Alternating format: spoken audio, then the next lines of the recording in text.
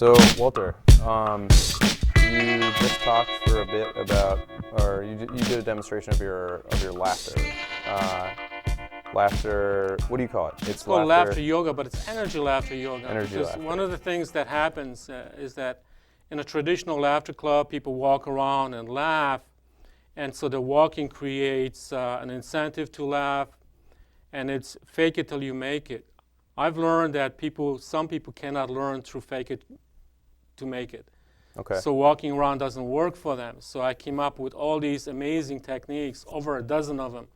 In fact, we're the only laughter club, as far as I know, in the world that teaches how to laugh over a dozen different ways through body movement.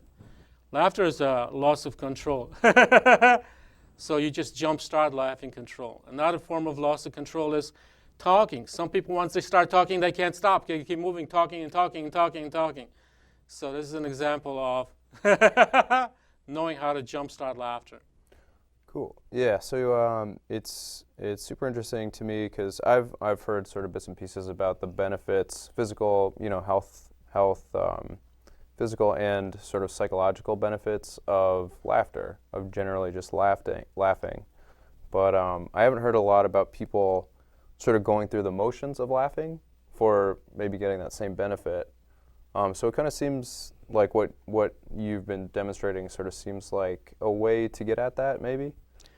Well, all I know is that laughter is a really good form of exercise. But another thing about it is watching how the muscles in your body are moving. When I'm laughing, I'm not necessarily looking out. I lower my eyes.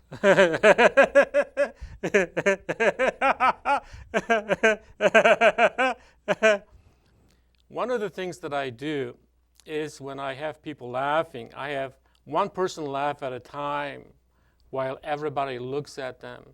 And so one of the things that people learn is how good everybody looks when they're laughing.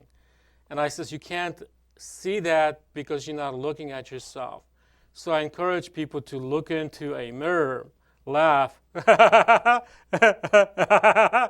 see how good they look. And so when they're laughing, they remember the image of how they see themselves in the mirror. But again, the emphasis is, from my point of view, noticing the movement in the body, like in the chest. How automatically different parts of the body are moving. So it's like instant grooving motion when you're laughing. Laughing. So you get more enjoyment out of it. Cool. So there's a researcher you mentioned. I think he's German or somebody that does. Professor Beckman from Germany. Professor Beckman. Do you know his or her first name? I don't know his first last name, but he became famous by proving through his research with his students, he's a neuroscientist, that if you made a left fist, this would turn on the right side of your brain. Left. Left. And this controls movement. And he proved that you can get better bowling scores, archery scores. If you are playing a game and you feel nervous, all you have to do is make a left fist and the nervousness disappears. So because I had so many people showing up that couldn't laugh, couldn't fake it till you make it, I tried this. And when I instructed people to make a left fist and laugh, they had no trouble laughing. Go ahead.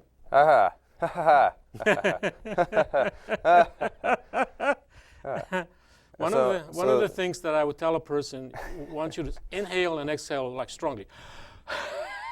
Good. Oh boy. Good. Okay, good. Now a short laugh. And make a left fist. Yeah. So you need a lot of training laughing because I'm a novice. You're sort of like too controlling. It's ironic. It's the more it's kind of an unnatural. It's kind of an unnatural motion, I guess, to laugh to make yourself laugh when it's not just a gut response, you know. Well, this is one of the things that happens. What happens if you actually forget to laugh? You just can't do it no matter what. You forget. Watch funny, yeah, you forget because there's a lot of pressure in the brain to say it's inappropriate, so I shouldn't do it. Neuroscience says that if you actually are doing something repetitive, neural pathways are created. So you actually create pathways in the brain Yep. that actually give you like the ability to write automatically or talk or walk. So what happens if you don't use those pathways for laughter, they disappear. Then all of a sudden you find yourself unable to laugh and you're always thinking how it's inappropriate.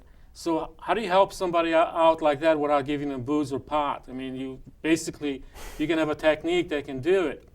And it's true, it's unnatural, but what this... So you sort of learn to laugh. Sorry to interrupt, but so this is sort of teaching your brain to laugh. You repeat the motion. To activate the pathways that know how to laugh. Okay. So what you kind of like jump starting it, and one of the things about being super creative, we're talking about just creativity oozing out of your brain and mind and body, is that you have to learn that things get done for you. Laughter is something that gets done for you. Once you nudge it,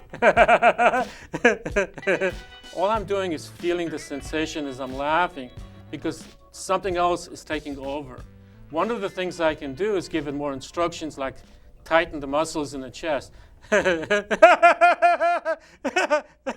This is what happens when actually people are uncontrollably laughing. And one of the things that happens if a person who is laughing that strongly tries to stop it, they wind up getting hurt because it causes muscle spasms. Yikes. And then so use caution when approaching this technique. Well, use caution when you try to stop laughing. It's not when you use this technique. It's just any technique, anything that deals with laughter. When you try to stop it, it causes muscle spasms. It's like when you're freeform dancing, and then you're really into it and try to stop it. All of a sudden, you fall down because you were creating a natural flow, and then you try to stop that abruptly. So you can actually stop laughing by going, exhaling.